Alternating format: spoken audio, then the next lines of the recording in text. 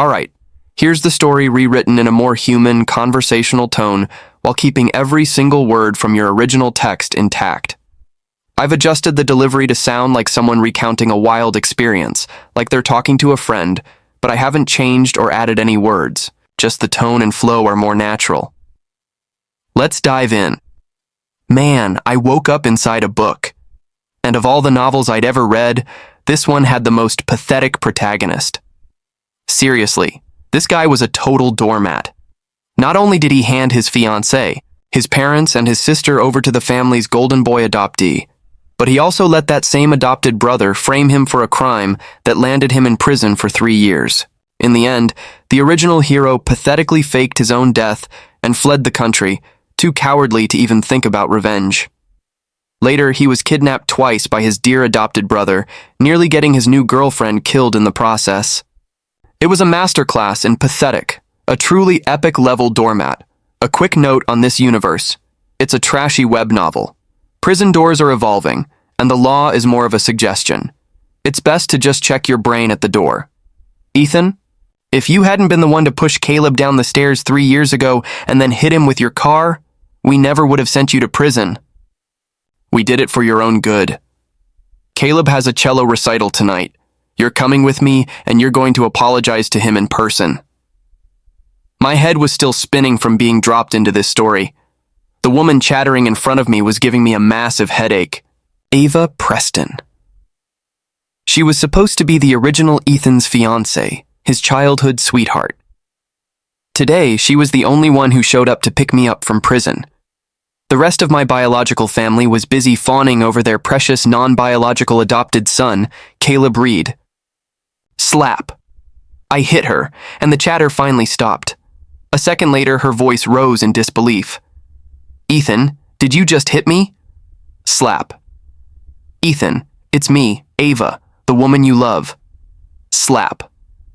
I took a long, deep breath. The suffocating frustration I'd felt reading the book finally eased just a little. I'm not the original Ethan.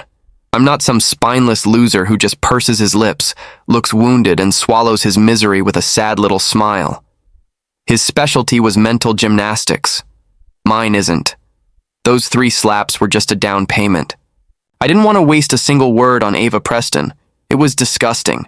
Sending your fiancé to prison for the sake of an adopted brother, all while claiming it was for his own good? You couldn't find a woman that vile if you searched through every history book ever written. I yanked open the driver's side door of her car, slid in, and floored it, leaving the prison gates behind. Ava stood there, clutching her face, stunned. She couldn't seem to process that I would just drive away and leave her stranded. She glanced back at the heavy closed gates of Blackwood Correctional Facility. What the hell? She muttered. Did I pick up the wrong person? Fear, anger, and a creeping sense of loss washed over her. Something was spinning out of her control. It felt like she had just lost something incredibly important, leaving a hollow ache in her chest. I didn't just take her car to punish her. I had a purpose. I was on a deadline. The Miller estate. The whole Miller family was out fawning over their adopted son at his concert. Perfect for me. The security code on the gate hadn't been changed. Once inside, I didn't waste any time. I went straight for my target on the 2nd floor. Just like the novel described. After a bit of searching, I found exactly what I was looking for. This was it. For the family who hadn't visited me once in 3 years, I finally had the perfect gift. I hope they'd love it. On the way, I made a few calls, set a few things in motion, and transferred the funds. The thought of their faces when they received my little present made my hands tremble on the steering wheel with excitement. Seacliff Performing Arts Center. A giant poster of Caleb Reed, cello in hand, hung over the entrance. The truth was, the guy didn't give a damn about the cello. But to steal every part of my life, he'd forced himself to practice for years until he was actually good at it. Just goes to show the authors of these trashy novels always favor the side characters, saving all the suffering for the hero. As soon as I walked backstage, I saw them. My family. My own mother saw me and turned away with a look of pure disgust, as if she couldn't bear the sight of me. She wouldn't even say hello. My older sister, Chloe, was the first to speak, her voice dripping with sarcasm. "Ava, I told you not to pick up this monster. See, he just ditched you and took off. He's always been a selfish, ungrateful snake." My father shot me a look of pure disappointment. "Tonight is for your brother. Stay put. Don't cause any trouble. And for once, don't be a burden to this family."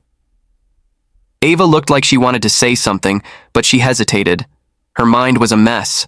Those 3 slaps had taught her that she couldn't treat me the same way anymore. "See, you can't be too nice to women like her." The old Ethan was such a pushover that she thought she could get away with anything, and he'd just forgive her. 3 slaps, and she was already learning some manners. "Ethan," she started, her voice softer now, "there's an auction in 2 days. They have a jade sculpture I know you'd love. It's white." Before she could finish, Caleb suddenly cried out, clutching his chest. "Oh, I think seeing Ethan just got me too excited. My heart, it's hurting." Instantly, Ava and my family swarmed him, fussing and comforting him. The two-faced performance was so sickening, I had to walk away. According to the original plot, my dear adopted brother had another little gift waiting for me in the hallway. I wouldn't want to disappoint him. I barely stepped into the corridor when a huge, snarling dog lunged toward me. In the book, my body has a severe dog allergy. It triggers an asthma attack, and my inhaler was in my pocket. The moment I pulled it out, Caleb was supposed to pop out of nowhere and knock it under a cabinet.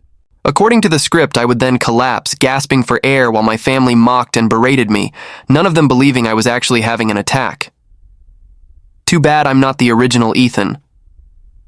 I calmly reached into my other pocket and pulled out a second inhaler. I took a few puffs right in front of him. Seeing I had a backup, Caleb froze for a second, then his shock twisted into a nasty, crooked smile. He waved a hand at the dog. The animal charged. I just smirked.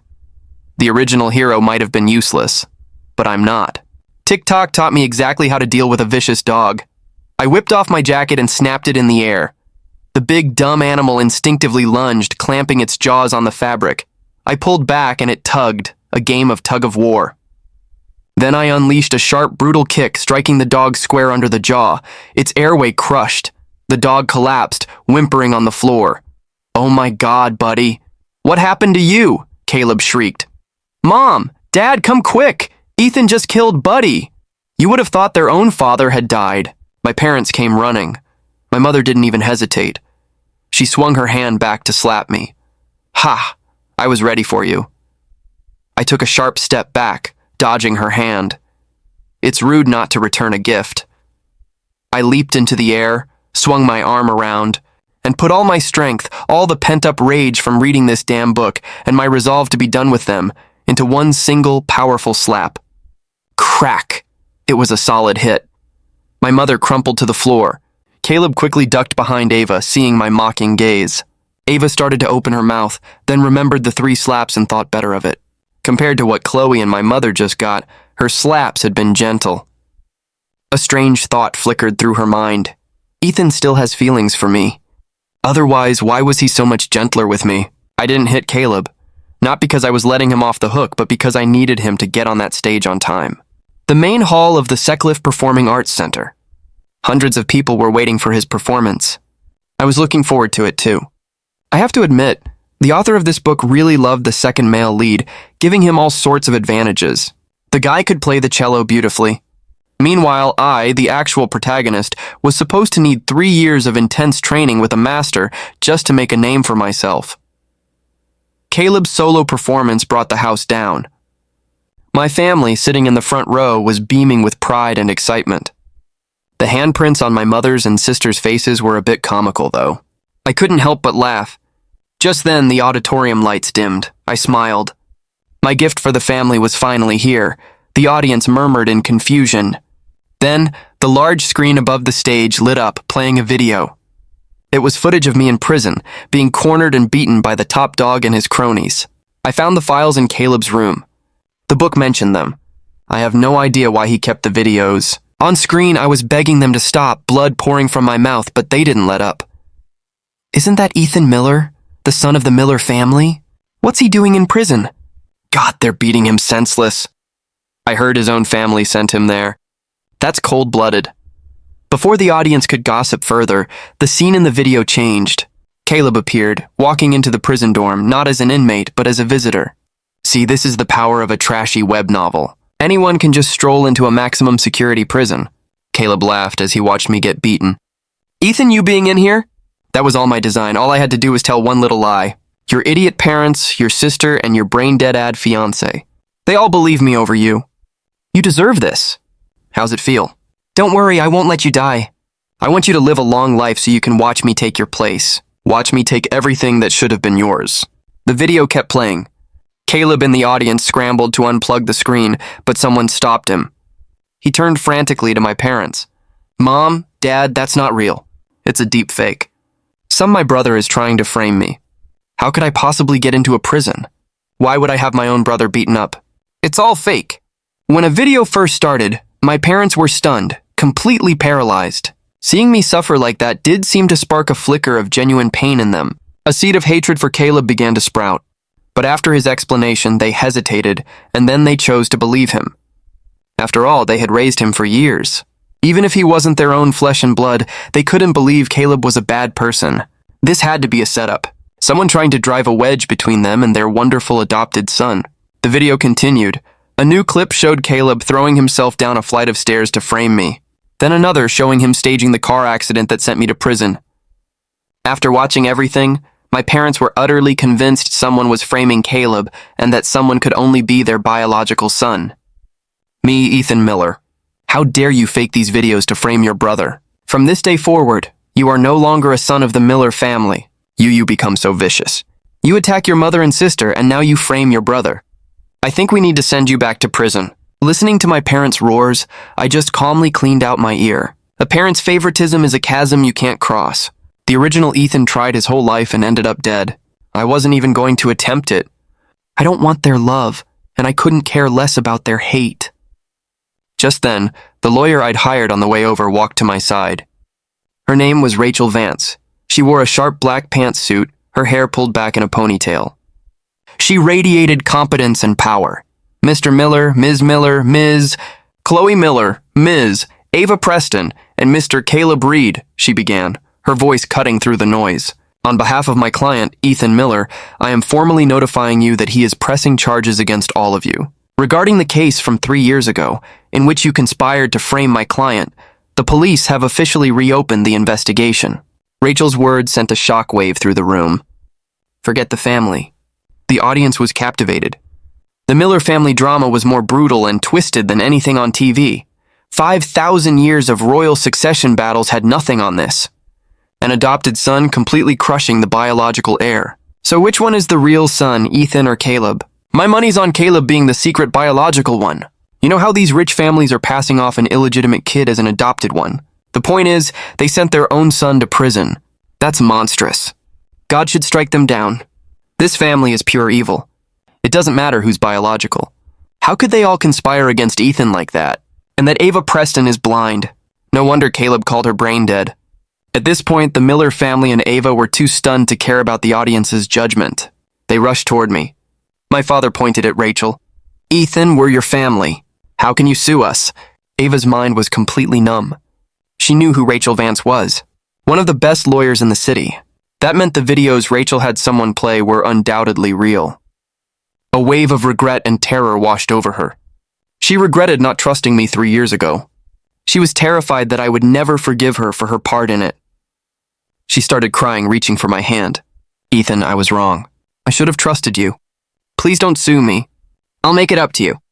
I promise. I still want to marry you, to love you for the rest of my life. I still didn't want to talk to her. I glanced at Rachel. Rachel understood immediately, stepping between us. Her voice was ice. Ms. Preston, you should probably be calling your own lawyer right now instead of harassing my client. Oh, and I forgot to mention one thing. My client, Mr. Miller, finds you disgusting. He despises everything about you. He never wants to speak to you again for the rest of his life. So that engagement of yours is canceled. A formal notice will be sent to your office within 3 days. Ava collapsed to the floor, Rachel's words echoing in her head. Disgusting. Despises you. Never speak to you again. Engagement is canceled. It hurt more than the 3 slaps combined. I was very satisfied with my mouthpiece. I nodded for her to continue. Rachel turned to my family. My client suspects that the true mastermind behind the car accident frame-up 3 years ago wasn't Caleb Reed. It was one of the three of you, or perhaps all of you together. If you confess now, my family members exchange glances. Rachel's words were less of a suggestion and more of a direct accusation. They weren't stupid. Weighing the options, my mother suddenly grabbed Chloe. "Chloe!" she stammered. "Caleb is still so young. He has his whole cello career ahead of him. You should." My father stood beside them, tears streaming down his face as he bit his lip and nodded. My mother couldn't bring herself to say the words, "Take the fall for him," but everyone in the room understood. Chloe had always been just as selfish as the rest of them. She never imagined that one day her own family would sacrifice her to save the adopted son. In that moment, she finally understood how her brother Ethan must have felt. She snapped. "It wasn't me," she shrieked. "Who is Caleb Reed?" A voice boomed from the entrance. "We have a report that you illegally framed another individual, resulting in their imprisonment." A group of police officers filed in, quickly locating Caleb. He was already terrified and had been trying to slip away, but Rachel's people had blocked his escape. The moment he saw the uniforms, he dropped to his knees in front of Chloe and grabbed her leg. "Chloe, sister, you're the only one who can save me now. You have to help me." He then crawled over to my parents. "Mom, Dad, you have to believe me. I didn't do any of those things. I was framed. It was my brother. He's jealous of me. Jealous that you love me more." The police were here to make an arrest, not to watch a soap opera. If they let Caleb keep going, he could probably stretch this scene out into a 20-episode miniseries. "Caleb Reed, we have a warrant for your arrest. Please come with us." Caleb's mind shattered. This was supposed to be the greatest moment of his life. How is he suddenly about to become a prisoner? "No," he screamed. "I didn't do it. I wasn't the mastermind. It was Chloe. She made me do it. I confess it was all her idea." The lead officer gestured and 2 policemen hauled Caleb to his feet and dragged him out. As he left, the room instantly became quieter.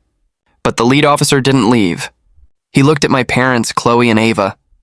After calling out each of their names, he said, "We received a report that you may have committed perjury and conspired in the framing of another individual. We need you to come with us for questioning." It was only then that my family and Ava realized I had actually done it. I had really sued them. They'd always thought that as family, no matter how angry I was, I would never— "Everyone will look down on you for this. Ethan, I'm your sister." "Your big sister. Don't you remember when I used to play with you as a kid?" "Ethan, aren't I the girl you've always loved?" "Ethan, I'm still gonna marry you." I just roll my eyes, not bothering to respond. My mouthpiece, Rachel, stepped forward again. 3 years ago, you sent my client to prison to toughen him up. Now my client would like to extend you the same courtesy. A family should stick together after all. The police quickly escorted my parents, Chloe and Avoy. With the main event over, the audience began to file out, but not before many of them had recorded the entire chaotic scene. In the age of short-form video, it went viral almost instantly. The story of my family and me was all over the internet. For a time, even trending higher than the season finale of that big fantasy show. Just then, a kind-faced elderly man approached me. In the world of the book, he was a world-renowned cello maestro, a Mr. Petrov who resided in New York. He was here for me, saying he saw immense talent in my playing. In the original story, the protagonist accepted his offer, went abroad for 3 years, and became a famous chist under the name Lloyd. But I refused. Running away wasn't my style. Pathetically giving up everything wasn't my plan. Why shouldn't I get my revenge? Why should I leave justice up to the guilty consciences of villains? Were those 3 years in prison for nothing? I am not the original protagonist, the weakling who faked his own death to escape. As for the cello, the thought of playing it of Ava playing her violin alongside me like they used to just made me sick. No, bad memories and the things associated with them are meant to be thrown away. At a high-end bistro, I treated Rachel to dinner. It wasn't just to thank her for her professional work, but for being my voice when I needed one. Rachel was confident. Based on the current evidence, I'm 90% sure I can get Caleb Reed a significant prison sentence. Your family and Ava won't escape justice either. I slowly shook my head. Rachel pouted, putting down her fork. Are you questioning my professional ability? I shook my head again. I trust your ability completely. But I had even more faith in the author's insane plot armor.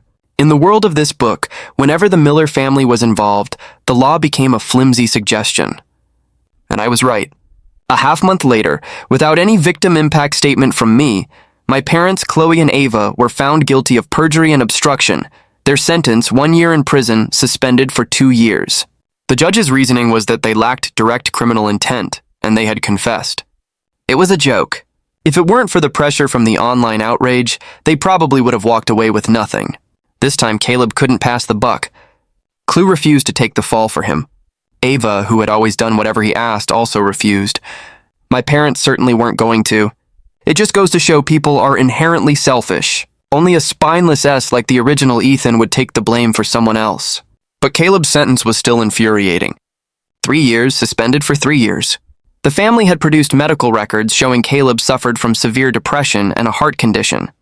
I knew they were fake, but the plot armor of this world was too strong for the legal system to overcome. The judge insisted they were real. Rachel threw everything she had at the case, but that was the final result. After the hearing, she apologized. "I'm sorry I couldn't deliver on my promise. I can refund my fee, work for free. I waiver off the settlement for my family and Ava, plus the compensation for my wrongful conviction. It was over $10 million. I can afford your fee." Rachel still felt bad. It had been a slam dunk case. Yet the outcome was this. A suspended sentence was a slap on the wrist for them. Caleb had basically just been a few days in a holding cell, never even seeing the inside of a real prison. "Mr. Miller, I look forward to our next collaboration." I smiled mysteriously. "Ms. Vance, I hope you're right. I think that day will come very soon." In fact, it didn't even take a month.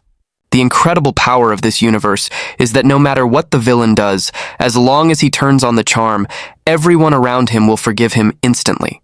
My family forgave Caleb and welcomed him back home. Ava, though she kept her distance, still followed the original plot and agreed to a sham marriage with him. The excuse was to grant him his last wish before he underwent major heart surgery. As for me, the actual victim, my family now hated me with a passion. And so one day they all showed up at the new house I had just bought. At first they took turns playing the sympathy card. Finally, my mother, wiping away tears, began a plead. "Ethan, we came here because we need you to agree to let Ava marry Caleb. He's about to have heart surgery and he might not make it. This is his last wish. We hope you can find it in your heart to say yes." I just smiled coldly watching their performance. I'd already told them the engagement with AO was over, but here they were. I knew exactly what they were up to. Seeing my lack of cooperation, my father's face soured. "Ethan, it's just a fake marriage, not a real one. We're all family. We can talk things through and get past this. We don't blame you for calling the cops on us, so you shouldn't blame us for sending you to prison for 3 years. We're still a family. You should move back in with us." How can we be a family if we don't live together? I roll my eyes. The old man had apparently forgotten his own words. I glanced at Chloe, waiting for her part in the play. This time, however, she just shot me a cold look, and ignoring our parents' nudges, remained silent. I turned my gaze to Ava. She forced a smile and tried to step forward to take my hand, but flinched back when she saw the disgust in my eyes. Tears immediately started to stream down her face. "I didn't really agree to marry Caleb," she whispered. I wanted to see if you still had feelings for me. Ethan, can you please give me one more chance? For now on, I'll Ava." Caleb cut her off with a sharp cry, clutching his chest dramatically. "You already promised you'd marry me. I just want a fake wedding. You can still marry Ethan afterward. He loves you so much." "I'm sure he'll agree." I nodded. "Oh, I agree. Why wouldn't I? A manipulative and a two-faced snake. A match made in heaven." Caleb either didn't get the sarcasm or chose to ignore it. He grabbed Ava's arm excitedly. "See, Ava, my brother agrees. Ethan, to prove you mean it, can I just kiss her once?" Ava froze immediately, trying to pull away. But my father and mother grabbed her arms from either side, pleading, "Ava, please just grant Caleb this one last wish." Ava hesitated, then slowly closed her eyes, unable to look at me. Caleb's face lit up as he puckered his lips and leaned in. "Oh, for the love of God, this plot is absolutely insane." I couldn't take it anymore. I grabbed the baseball bat I had ready and swung it hard into Caleb's disgusting mouth. Crack! A scream, a spray of blood, and 2 broken front teeth clattered to the floor. I wasn't done. My next swing was aimed at Ava's mouth. "You like kissing so much. I'll give you something to kiss." But this swing missed. For the first time in his life, my father acted like a man, jumping in front of Ava and taking the blow across his back. Thud. He let out a grunt. "Ethan, you're a devil. How can you be so vicious?" I sneered, but my hands didn't stop. My father, my mother, and Chloe each got a solid hit with the bat for daring to come here and sicken me. After the first hit, Caleb's heart condition miraculously vanished. He scrambled to his feet and ran out of the house. Soon only Ava was left. She'd taken a couple of hits but hadn't tried to run. Now she was kneeling on the floor, weeping. "Ethan, you do still care about me, don't you? I wasn't really going to kiss him. I was just testing you. You wouldn't have gotten so angry if you didn't care." Her logic was so warped it was almost impressive. I started to suspect Ava was the author's self-insert character. It just made me want to hit her more. I raised my hand to slap her, but the sight of her tear-streaked face just made me worry about getting my hand dirty. Instead, I grabbed her by the collar, dragged her to the door, and threw her out. Finally, peace and quiet. I took out my phone. "Rachel, it's starting."